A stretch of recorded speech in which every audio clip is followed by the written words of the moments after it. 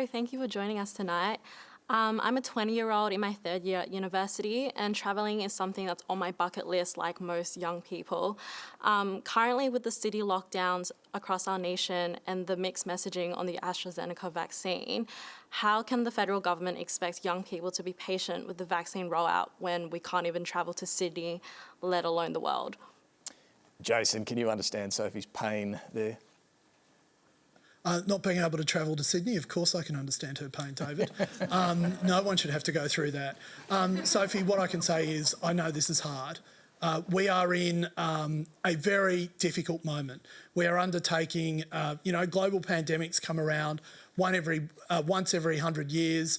We have come up with a vaccine in less than a year. We are trying to roll this out to as many people as possible. I understand that at this point in time we are probably, it is darkest before the dawn, but there is a lot more vaccine coming for the end of the year. Everyone who wants to get vaccinated should be able to have been vaccinated by the end of the year. And at that point, we'll start to see the nation and the country open again. And can I say, I really applaud your spirit of exploration. Yeah. Well, Michelle, what do you think? Can you understand this frustration that's creeping in? Yes, Australia's done a lot better than the US or Europe over the last year when it comes to dealing with the pandemic. But now, particularly young Australians are starting to get a little frustrated. Yeah, I completely sympathise. I mean, it's just heartbreaking. We were the envy of the world in 2020 and, somehow the wheels have fallen off. And I really, just do not understand how this has happened, that we've ended up being, virtually dead last in the OECD when it comes to second jabs. We are going to get there, all right? I promise we're going to get there. This is the lowest ebb I think we've ever been. I found the last lockdown the hardest, personally, and with my children. And, but the vaccines are there. The vaccines are going to give us hope, and they're going to be, the gateway to our freedom and to our liberation. And they're coming. So we're going to have a couple of months where we're going to be doing it tough.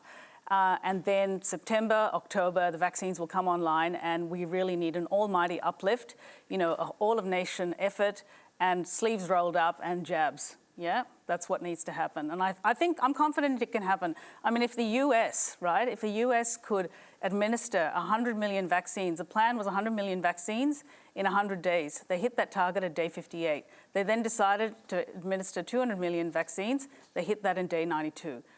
We can do it, all right? We just need to put in place a plan to make that happen, hopefully by Christmas. I like that target. Yeah, and Jennifer, we've touched on it a bit tonight, this need for a bit of optimism here. We do seem to be at a bit of a low ebb right now in Australia. What would you say to young people like Sophie? Yeah, well, I certainly hope that 2022 is going to be a lot better than 2021, and I don't think it's good enough to keep harking back to the success of 2020. But in terms of a national effort, I think that's right, but we need to have a very big, positive public relations campaign, which has been really, really badly missing, and I don't understand why. Stephen? So I've had 3 holidays cancelled in Australia, 2 in Western Australia and 1 in New South Wales, so I am completely aware of the pain. But the vaccines are increasing. What is missing is national leadership. The National Cabinet has to get together and say, this is the target. When we hit 80%, this is when the borders are going to be opened, and then vaccinated Australians can travel and come back. Yeah. And we need to be saying that right now. And I do think there's been a kind of incredible caution on the part of all governments, but particularly from the Morrison government after learning that the state premiers were very popular for locking down. They've really stepped back, and I think they need to step forward. Premier, just final word to you. What are the chances at tomorrow's National Cabinet meeting that you can all get on the same page with the health messaging and with a message of optimism that this vaccine rollout is going to be done by the end of the year, or at least available to all adults by the end of the year? Well, as long as the federal government secures the supply, I am very hopeful, and I think we should always blaming someone else. I said I'm very hopeful that we will actually get to a situation where Australians will be able to travel and meet their family and friends and not have these lockdowns because the vast majority of the population is vaccinated. I know it's frustrating for young people out there at the moment, but can I tell you, I've got 2 frustrated parents that haven't travelled either. So I think the older generation is feeling exactly the same. Everybody wants to see an end to this pandemic.